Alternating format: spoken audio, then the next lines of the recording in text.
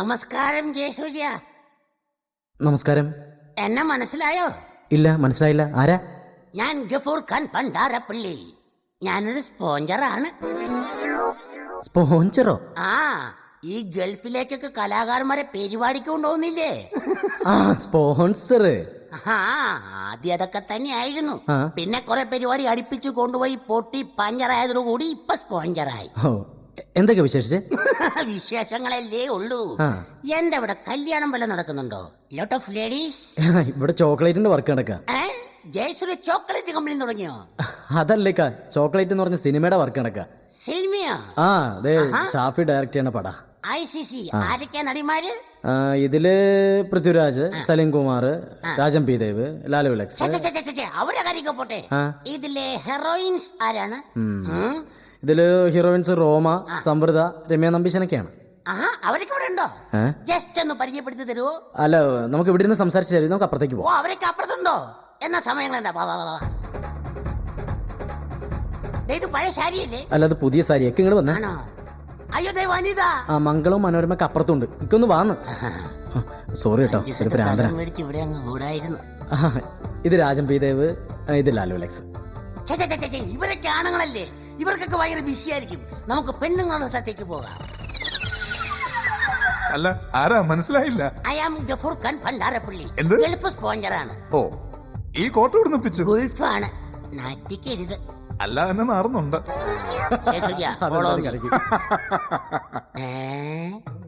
What a beautiful colourful ladies. ചേര് വേണോ? വേണ്ട, നമ്പറും കാണാ. വേണ്ടെങ്കിൽ വേണ്ട. ജയസൂര്യക്ക് ഇഷ്ടമില്ലാത്ത ഒന്നും ഞാൻ ചെയ്യില്ല. നമുക്ക് ഇവിടെ നിന്ന് സംസാരിക്കാം. നമുക്ക് അവിടെ പോവാം, അതാ നല്ലത്. ഇതായിരുന്നു പറ്റിയ സ്ഥലം. ആഹാ, നല്ല ചുരിദാർ. ഒരു നമ്പർ ഇടാം. കുട്ടി, ചുരിദാർ അവിടെ നിന്നാവാ. ഞാൻ ഉദ്ദേശിച്ച ആളല്ല. തന്റെ ഉദ്ദേശം എനിക്ക് മനസ്സിലായി. ഹായ്. ഇക്കങ്ങോട്ട് ചെല്ല്. സോറിയുടെ എൻ്റെ ഒരു ഫ്രണ്ടാ. നിന്റെ ബാക്കിൽ നടക്കണ കണ്ടപ്പോ തന്നെ എനിക്ക് മനസ്സിലായി. അതല്ലടാ, വേണ്ടപ്പെട്ട ഒരാളാ. നിനക്ക് അങ്ങനെ തന്നെ വേണം. നീ എന്റെ സുഹൃത്താന്ന് പറയുമ്പോ നാട്ടുകാരെ അത് തന്നെ പറയണേ. പറയിക്ക, എന്താ കാര്യം? ഞാൻ ജയസൂര്യ വെച്ച് ഗൾഫിൽ ഒരു പ്രോഗ്രാം പ്ലാൻ ചെയ്യുന്നു. അത് ശരി. എന്നൊക്കെ ഡേറ്റ് ഒക്കെ? അത് ഒക്ടോബർ 8 മുതൽ നവംബർ 8 വരെ.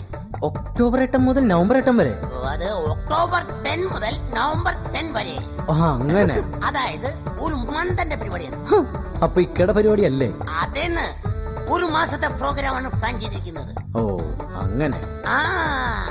ഇതിൽ നമുക്ക് ഗാനലഹള, സിനിമാസ്റ്റിക് ഡാൻസ്, മീൽസ് പരേഡ്, ഇതെല്ലാം വേണം. ഓക്കെ. ഇക്കൊക്കെ ആരൊക്കെ വേണ്ടത്? നമുക്ക് വേണമെങ്കിൽ കലാപവും മണിച്ചേരനെ കൊണ്ടുപോയാലോ? പുള്ളിക്കാവുമ്പോ ഗൾഫിൽ നല്ല പേര്.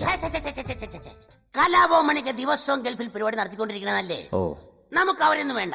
പകരം നമുക്ക് കലാഭവൻ രമണി എന്ന് കിട്ടൂ. ഓ, എങ്ങനെ? എങ്ങനെയും കലാഭവൻ രമണി അവിടുത്തെ തൂപ്പുകാരിയല്ലേ? തൂൽപ്പുകാരിയായാലെന്താ? ഇതുപോലെ കലാഭവൻ എന്ന ബാനറില്ലേ? ഇത് ചോക്ലേറ്റിന്റെ ബാനറാ. ഇക്ക എന്തൊക്കെയാ പറയുന്നത്? അതായത് ഞാൻ ഉദ്ദേശിക്കുന്ന ബെൽസ് ജയനും മനസ്സിലാകുന്നില്ല എന്ന് തോന്നുന്നു. എന്തൊക്കെ വയറിനസ് കൊണ്ടാ? അല്ല, ഇതൊരു കോള. ഹലോ. എന്റെടാ, എത്ര നേരമായിട്ട് സഹിക്കുന്നടാ. സമ്മതിക്കണം, ഇതൊരു പോയില്ലേ? ഫോണെടു.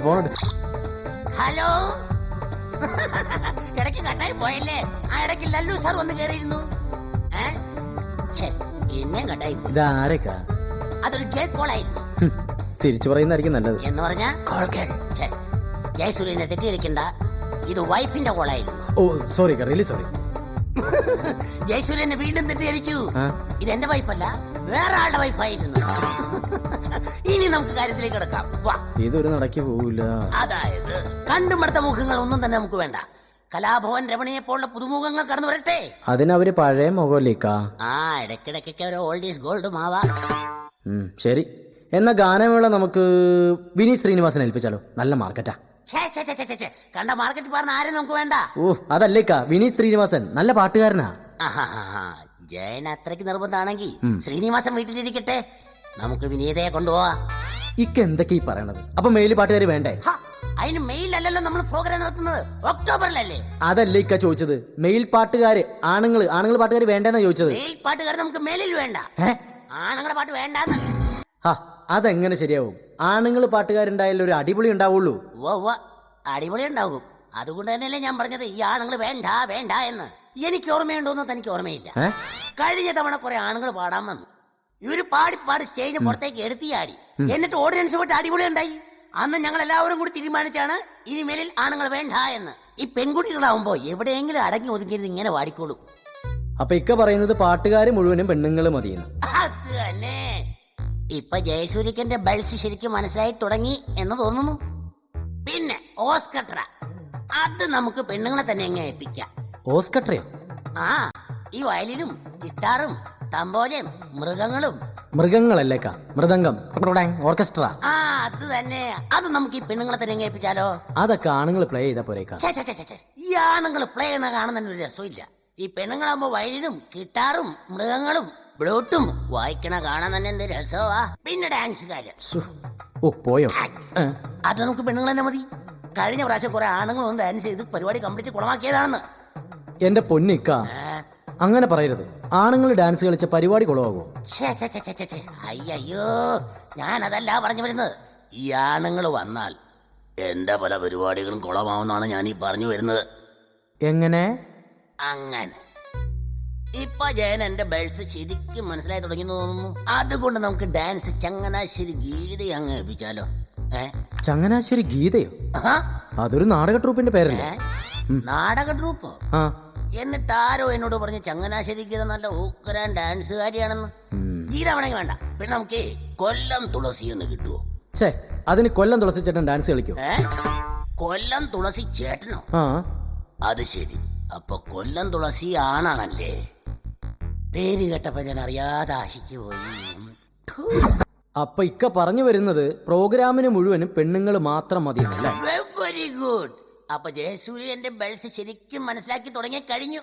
ഇപ്പോഴല്ലേ ഇക്കട അസുഖവും ബോൾസും എല്ലാം എനിക്ക് മനസ്സിലായത്. പിന്നെ മിമിസ്കുകാര്, അത് 5 പേരെയാണ് ഞാൻ ഉദ്ദേശിച്ചിരിക്കുന്നത്. അതും 5 ആണുങ്ങള്. ഓ സമാധാനം. വേണ്ട എന്നാണ് എന്റെ തീരുമാനം. അപ്പൊ എല്ലാം പെണ്ണുങ്ങൾ തന്നെ വേണം എന്നാണ് ആഗ്രഹം. അച്ഛാ, അതേക്കാ, ഇവിടുന്ന് വരുന്നവരുടെ അക്കോമഡേഷൻ എങ്ങനെ പ്ലാൻ ചെയ്യണേ? No problem. നിങ്ങൾ എല്ലാവരും കൂടി ദുബായ് എയർപോർട്ടിൽ വന്ന് ഇറങ്ങുന്നു. അപ്പോ നിങ്ങളെയും കാത്ത് കോട്ടും സൂട്ടും സ്പ്രേയും അടിച്ച് സ്പോഞ്ചർമാർ പൂവും ആലിംഗനവുമായി കാത്തു നിൽക്കുന്നു. അത് കഴിഞ്ഞ് നമ്മളെല്ലാവരും കൂടി സ്പോഞ്ചർമാരുടെ ഫ്ലാറ്റിലേക്ക് പറക്കുന്നു. അവിടെയല്ലേ നമ്മുടെ എല്ലാ പെണ്ണുങ്ങളെയും അക്കഡമേഷൻ. ഓ, അതൊക്കെ നിങ്ങളുടെ ഫാമിലിക്ക് ഒരു ബുദ്ധിമുട്ടാവില്ലേ? എന്ത് ഫാമിലി, എന്ത് ബുദ്ധിമുട്ട്? നിങ്ങൾ ഇങ്ങോട്ട് വരുന്നതിന് ഒരാഴ്ച മുമ്പ് ഞങ്ങൾ ഞങ്ങളുടെ ഫാമിലി നാട്ടിലേക്ക് പാക്കപ്പ് ചെയ്യില്ലേ? എന്തിന്? ഞങ്ങളുടെ സൗകര്യത്തിന്. എന്ത്? അതല്ല, നമ്മുടെ എല്ലാവരുടെയും സൗകര്യത്തിന്. അപ്പൊ ഇക്ക എത്ര പേരെയാണ് പ്രോഗ്രാമിന് പ്ലാൻ ചെയ്യണേ? അതൊരു 38 പേര്. ഓ, 30 പെണ്ണുങ്ങളും 8 ഫീമെയിലും. വേണമെങ്കിൽ 2-3 പെണ്ണുങ്ങളെ കൂടി വിളിച്ചോളൂ, അവർക്കൊരു ധൈര്യത്തിന്. പിന്നെ ബൈ ജയസൂര്യ ഒരു കാര്യം പ്രത്യേകിച്ച് ശ്രദ്ധിക്കണം. അതായത് ഈ പെണ്ണുങ്ങളുടെ ആരുടെയും കൂടെ അവരുടെ അമ്മമാരും പാടില്ല. എന്താ? തിരിച്ചു വരുമ്പോൾ അവരിൽ പലരും അമ്മമാരാവുമല്ലോ. അത് ശരി. അപ്പൊ ഇക്ക പറഞ്ഞു വരുന്നത് പാട്ടുകാര് മുഴുവനും പെണ്ണുങ്ങൾ, ഓർക്കസ്ട്രക്കാര് മുഴുവനും പെണ്ണുങ്ങൾ, ഡാൻസുകാര് മുഴുവനും പെണ്ണുങ്ങൾ, മിമിക്രിക്കാര് മുഴുവനും പെണ്ണുങ്ങൾ.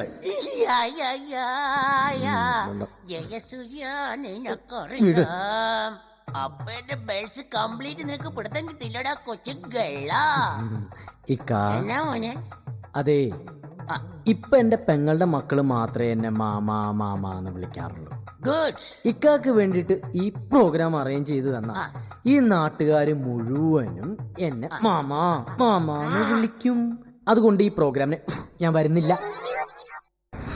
നീ വരുന്നില്ലെങ്കിൽ മാണ്ട, ഞാൻ സിനിമ നടി ബാമയെ ബുക്ക് ചെയ്യും. എന്നിട്ട് അന്തസ്സായിട്ട് പരിപാടി നടത്തും. സൂപ്പർ മഹാഷോ 2007 ബാമ വേഴ്സസ്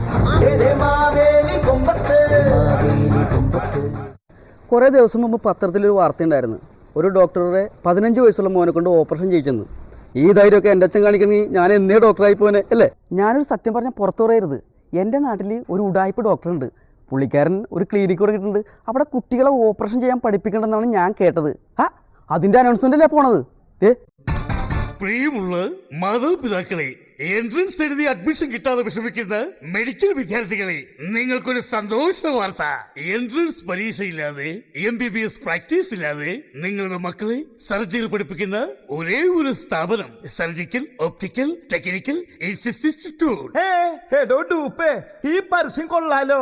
എട്ടും പൊട്ടും തിരിയാത്ത കുട്ടികൾ വരെ കിഡ്നികൾ മാറ്റിവെക്കുന്നു. വരുവിൻ, കയറുവിൻ, ഓപ്പറേഷൻ ചെയ്യുവിൻ, ഗിന്നസ് ബുക്കിൽ കയറിപ്പറ്റുവിൻ. പഠിച്ചിറങ്ങിയാൽ ഉടൻ തന്നെ പണി കിട്ടുന്ന ഏക സ്ഥാപനം. എടോ ഡൂപ്പേ, താനിത് കേട്ടില്ലേ? 15 വയസ്സായവൻ സിസേറിയൻ ചെയ്യുന്നു. ചാച്ചി അല്ല സോറി ഡാഡ്, അമ്മമ്മയുടെ വയറ് കയറി അല്ല സോറി ഡാഡ് പറഞ്ഞ പോലെ തന്നെ ബൽമച്ചിയുടെ സ്റ്റമക്ക് കീറി ഞാൻ പൊളിച്ചു വെച്ചിട്ടുണ്ട്. എടോ ഡൂപ്പേ, താൻ കണ്ടില്ലേ? ഇത്തിരി പോലും തികയാത്ത ആ ചെറുക്കനെയും കൊണ്ട് അവന്റെ തന്തും തള്ളിയും അമ്മൂമ്മയുടെ വയറ് കീറിക്കണേ. ഡാഡ് ഡാഡ് എടാ അച്ഛാ, what's this dad? This is called potty. പൊട്ടി? വാട്ട് പൊട്ടി? What? പൊട്ടിയാ? ഞായറാഴ്ച എല്ലാ ദിവസവും രാവിലെ പൂട്ടിന്റെ കൂടെ നേടി തിന്നൂടാ. കൊടലി കറി. ഡാഡ് ദിസ് ഈസ് ചെറുകുടൽ. ചെറുകൂടലിനെ ഒരിക്കലും പോട്ടിക്കറി എന്ന് പറയില്ല. വൻകുടലിനെ മാത്രം നമ്മൾ പോട്ടിക്കറി എന്ന് പറയുള്ളൂ. ഡാഡ് ബൽമച്ചിയുടെ വയറ്റില് മാങ്ങാണ്ടി പോലത്തെ 2 സാധനം, ഐ മീൻ മാംഗോ വണ്ടി. എടാ മണ്ട, ഇതാണ് നിന്റെ ആമ്മയുടെ kidney. Thank you dad. Dad ഈ കിഡ്നി നല്ലതാണോന്ന് എങ്ങനെ തിരിച്ചറിയാം? ആ 2 കിഡ്നികളും ചെവിയോട് ചേർത്ത് പിടിക്കൂ. പിടിച്ചു. നന്നായി കുലുക്കൂ. കുലുങ്ങുന്ന കിഡ്നി നല്ല കിഡ്നി, കുലുങ്ങാത്ത കിഡ്നി പേട്ട കിഡ്നി. കുലുങ്ങാത്ത കിഡ്നി ഏതാണ്? ഇതാണ് കുലുങ്ങാത്ത കിഡ്നി പേട്ട കിഡ്നി.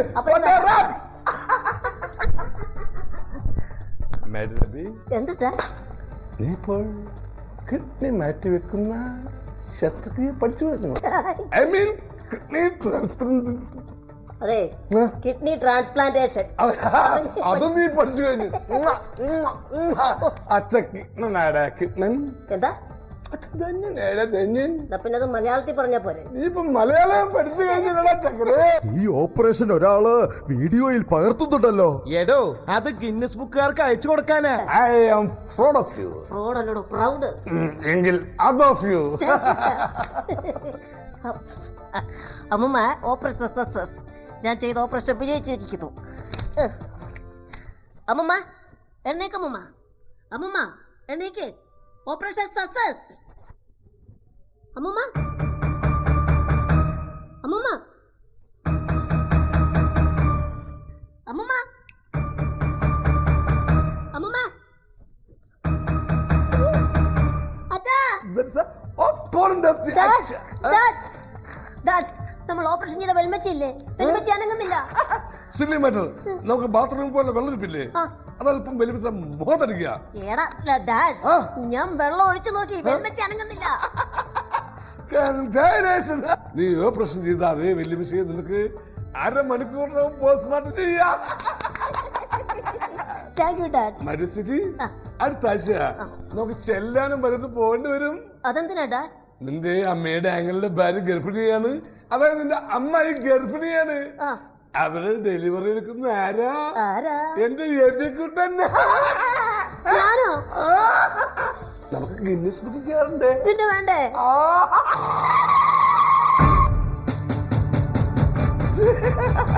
ഏതാണടാ ഇത്രയില്ലാത്ത പയ്യനെ കൊണ്ട് ഓപ്പറേഷൻ ചെയ്യിപ്പിക്കുന്നത്? അതും ഈ SI സുദേവൻ ഇവിടെ ചാർജെടുത്തിരിക്കുമ്പോൾ. എന്റെ സുദേവൻ സാറേ, ഇത് മനഃപൂർവ്വമല്ല. എന്റെ മോന എങ്ങനെയെങ്കിലും ഗിന്നസ് ബുക്കിൽ കയറണമെന്ന് എനിക്ക് അതിയായ മോഹമുണ്ടായിരുന്നു. അതിനു വേണ്ടിയായിരുന്നു. മകനെ, ഗിന്നസ് ബുക്കില് നീ നമ്മൾ ഗിന്നസ് ബുക്കിലേക്കല്ല പോകുന്നത്, നേരെ ലോക്കപ്പിലേക്കാ. മറ്റുള്ളവന്റെ ജീവിതം പന്തായിട്ടല്ലടാ സ്വന്തം മകനെ ഗിന്നസ് ബുക്കിൽ കയറുന്നത്. മനസ്സിലായടാ? തിരുമേനി, അവരെ പോലീസ് കൊണ്ടുപോയല്ലോ. അയാള് പറഞ്ഞത് എത്ര കറക്റ്റാ ഡൂപ്പേ. പഠിച്ചിറങ്ങിയ ഉടൻ തന്നെ പണി കിട്ടുമെന്ന്. ഇപ്പൊ പയ്യന് മാത്രല്ല, അവന്റെ അച്ഛനും അമ്മയ്ക്കും അപ്പൂപ്പനും ഒക്കെ. മാന്യ പ്രേക്ഷകർക്ക് കണ്ണുകടിയിലേക്ക് സ്വാഗതം. അങ്ങനെ ഗുണ്ടകളും വിട്ടിലാകുന്ന കാഴ്ചയാണ് കണ്ണുകടിക്ക് ഈ ആഴ്ച കാണുവാൻ കഴിഞ്ഞത്. കേരള സർക്കാർ ഗുണ്ട ആക്ട് നിയമം ഗുണ്ടകൾക്കെതിരെ നടപ്പിലാക്കി. അതിസാഹസികമായിട്ടാണ് പല ഗുണ്ടകളെയും തങ്ങൾ പിടിച്ചതെന്നാണ് കേരള പോലീസിന്റെ ഭാഷ്യം. അതായത് വളരെ സാഹസികമായിട്ടാണ് ഞങ്ങൾ പ്രതിയെ കീഴ്പ്പെടുത്തിയത്. അതായത് വെട്ടിച്ചിറ ഡൈമണ്ട് എന്ന ഗുണ്ടയെ ഒരിക്കലും രക്ഷപ്പെടാൻ പറ്റാത്ത രീതിയിൽ എല്ലാ പഴുതുകളും അടച്ചാണ്, അതായത് അവന്റെ ടെലിഫോൺ ബില്ല്, അതുപോലെ അവന്റെ മുമ്പിലുള്ള തുളയുള്ള പല്ല്, അങ്ങനെയുള്ള എല്ലാ പഴുതുകളും അടച്ചാണ് ഞങ്ങൾ അവർ കെണി ഒരുക്കിയത്. ഏതാണ്ട് ഒരു 3-3.5 മാസത്തോളം ഞങ്ങൾ അവനെ സെർച്ച് ചെയ്യുകയായിരുന്നു. അവൻ എവിടെ പോകുന്നു, എന്തിനു പോകുന്നു, എന്ത് ചെയ്യുന്നു, എപ്പോ വരുന്നു, ഇതൊക്കെ വളരെ ഡീറ്റെയിൽ ആയിട്ട് തിരക്കിയാണ് വെട്ടിച്ചിറ ഡൈമണ്ട് എന്ന ഗുണ്ടയെ ഞങ്ങൾ പൂട്ടിയത്. പോലീസുകാർ പറയുന്ന കഥ ഇതാണെങ്കിൽ ഗുണ്ടയായ വെട്ടിച്ചിറ ഡൈമണ്ട് പറയുവാനുള്ളത് മറ്റൊരു കഥയാണ്. തള്ളേ, ഈ ഏമാമാര് പറഞ്ഞത് മുഴുവൻ പൊളിയാണ് കേട്ടാ. അണ്ണാ, ഈ നിയമം വരണമെന്നറിഞ്ഞപ്പോ തന്നെ ലവ്മാര് എന്നെ വിളിച്ച് പറഞ്ഞ്, ഡേ അപ്പി, ഡേ ഡൈമ, നീ വീട്ടിൽ തന്നെ കാണണമെന്ന്. ഞാൻ ചോദിച്ചു, എന്തൊരു സാറേ കാര്യമെന്ന്. അപ്പോ ഏമാമാര് പറയാണ്, ഡൈമ ചെലവ് ചെയ്യാതെ നീ അവിടെ കാണുന്നു. അങ്ങനെ എന്തിനു വരട്ടെ എന്ന് വെച്ച് ഞാൻ വീട്ടിൽ ഇരുന്ന് എവര് വന്ന പാടെ പറഞ്ഞ്, എടാ ഡൈമ, നീ വീടിന് ചുറ്റും 3 റൗണ്ട് ഓട്ടിക്കോളാൻ. എവര് എന്തിനാണ് ഉദ്ദേശിക്കണമെന്ന് എനിക്കൊരു പിടിയും കിട്ടിയില്ല ഏട്ടാ. അങ്ങനെ ഞാൻ ഓടി, അവരെന്നെ ഓട്ടിച്ചിട്ട് തമ്പാനൂരിട്ട് പൂട്ടി. തള്ളെ ഉള്ളത് പറയാനില്ല അണ്ണാ, സത്യത്തിൽ ഞാനല്ല വെട്ടിച്ചിറ ഡൈമ. ലെവൻ വേറെ, വെട്ടിച്ചിറ ഡൈമൻ പുപ്പുലിയാണ് ഏട്ടാ. ലെവനെ തൊട്ടാല് പോലീസുകാർ വിവരം അറിയും. പിന്നെ ഇതൊക്കെ ജനങ്ങളുടെ കണ്ണിൽ പൊടിയിടാനുള്ള ഒരു അഡ്ജസ്റ്റ്മെന്റ്. ഇപ്പൊ എന്തിനു പറയാൻ, പോലീസുകാർക്കൊരു പേരുമായി, പേരിനൊരാളുമായി. നാട്ടിലെ സാധാരണക്കാരായ ഗുണ്ടകൾക്ക് പറയുവാനുള്ളത് ഇതാണെങ്കിൽ സിനിമയിൽ ഗുണ്ടാവേഷങ്ങൾ ആടിത്തിമിർക്കുന്ന ഗുണ്ടാ നടന്മാർക്ക് പറയാനുള്ളതും കണ്ണുകടി കാണുകയുണ്ടായി.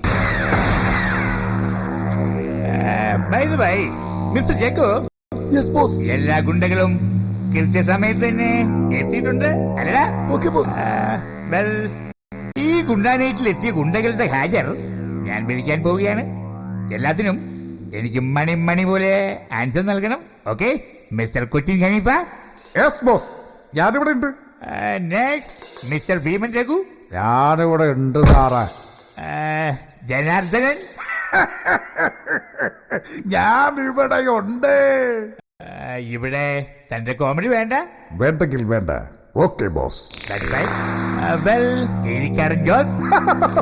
ബോസ്, അയാൾ സംസാരിക്കില്ല. അയാൾക്ക് ശബ്ദം കൊടുക്കുന്ന ഡബിംഗ് ആർട്ടിസ്റ്റ് എത്തിയിട്ടില്ല. Very bad. അറ്റ്ലീസ്റ്റ് ഹാജരെന്നെങ്കിലും ഒന്ന് പറഞ്ഞു കൂടൂ. കഷ്ടം, ഇതിലും ഭേദം താൻ മിണ്ടാതിരിക്കുന്നതായിരുന്നു. Well done my boys. By the by, നമ്മൾ ഗുണ്ടകൾ ഇപ്പോൾ വല്ലാത്തൊരു പ്രസിദ്ധി തരണം ചെയ്തുകൊണ്ടിരിക്കുകയാണ്. അയ്യോ ബോസ്, പ്രസിദ്ധി അല്ല, പിന്നെ പ്രതിസന്ധി. പ്രാവിന്റെ പ്രായും ചമ്മന്തിയുടെ ഇന്തിയും ചേർത്ത് പ്രതിസന്ധി. എന്ത് കുന്തവരും ആണ്ടോ. ഇങ്ങനെ 10-15 തടിമാടന്മാർ ഇവിടെ ഉണ്ടായിട്ടും ആ ഗുണ്ടാക്ട് നടപ്പാക്കിയവർക്കെതിരെ ഒരു ചെറുവിരൽ പോലും അടക്കാൻ കഴിയില്ലല്ലേ മിസ്റ്റർ ഭീമൻ രഘു? എന്താ സാറേ? ഇതിൽ നമ്മൾ പേടിക്കേണ്ട ഒരുത്തനുണ്ട്. ബൈ ദ ബൈ, എനിക്കറിയാം സാർ അവനെ. ഈ പുന്നാര മോനെ പണ്ട് വിക്ടോറിയ കോളേജിന്റെ നടുതൊട്ട് കോട്ട മൈതാനം വരെ ഞാൻ ഓടിച്ചിട്ട് തല്ലിയതാ. ആരെ? ഈ ബൈ എന്ന് പറഞ്ഞവനെ. മിസ്റ്റർ ഭീമൻ രഘു, നമ്മുടെ സംഘടനയിൽ ആള് കുറഞ്ഞു പോകുന്നുള്ള ഒറ്റ കാരണം കൊണ്ടാണ് നിന്നെ ഞാനിപ്പോൾ വെട്ടി വെച്ച് കൊല്ലാത്തത്. പണ്ട് ഞാനൊക്കെ ഗുണ്ടയായിരുന്നപ്പോൾ ഗുണ്ടകൾക്ക് നിലയും വിലയും ഉണ്ടായിരുന്നു.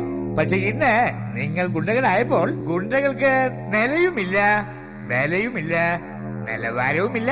Very bad. ബോസ് അങ്ങനെ പറയരുത്. പണ്ട് നായകന്മാരുടെ സാരി ബലാത്സംഗ സീനി വലിച്ചു പറിക്കുന്നത് കാണുമ്പോ തിയേറ്ററിൽ എന്ത് ത്രില്ലായിരുന്നു. ഇപ്പൊ വലിക്കാൻ ചെന്നാലേ എവിടെ ഇട്ട് വലിക്കും? ഏതെങ്കിലും ഒരുത്തി ഒരു തുണ്ട് തുണിയെങ്കിലും എടുക്കണ്ടേ? ഇപ്പോഴത്തെ പെണ്ണുങ്ങളുടെ വേഷവിധാനം കണ്ടാലുണ്ടല്ലോ നമ്മുടെ തുണി ഉരിഞ്ഞു പോകും ബോസ്. അതെ ബോസ്, പണ്ടൊക്കെ സിനിമയിലെ ഞാനൊരു പെണ്ണിനെ കേറി പിടിച്ച തിയേറ്ററിൽ പൊട്ടിക്കരച്ചില്ല. എന്നാൽ ഇന്നോ ഞാനൊരു പെണ്ണിനെ പിടിച്ച എല്ലാവരും കൂട്ടച്ചിരിയ. ഒന്ന് ആലോചിച്ചാൽ ഈ ഗുണ്ടാ നിയമം പാസാക്കിയതിൽ ഗുണ്ടകൾ സർക്കാരിനോട് നന്ദി പറയണം. കാരണം പുറത്തിറങ്ങി നാട്ടുകാരുടെ തല്ലുകൊണ്ട് ചാവുന്നതിൽ നല്ലതല്ലേടൂ പോലീസിന്റെ സംരക്ഷണയിൽ ഉണ്ടേ നിന്ന് സെല്ലിൽ കഴിയുന്നത്. ഗുണ്ടകളുടെ കഥ ഇങ്ങനെ തുടരുമ്പോൾ കണ്ണുകടിക്ക് ഇനി പറയുവാനുള്ളത് ഇപ്പോൾ പുറത്തിറങ്ങുന്ന ചില സിനിമാ ഗാനങ്ങളെ കുറിച്ചാണ്. വായിൽ തോന്നുന്നത് കോതയ്ക്ക് പാട്ട് എന്ന പഴഞ്ചൊല്ലു മാറ്റി കോതയ്ക്ക് തോന്നുന്നത് വായിൽ പാട്ടായി വരികയാണിപ്പോൾ.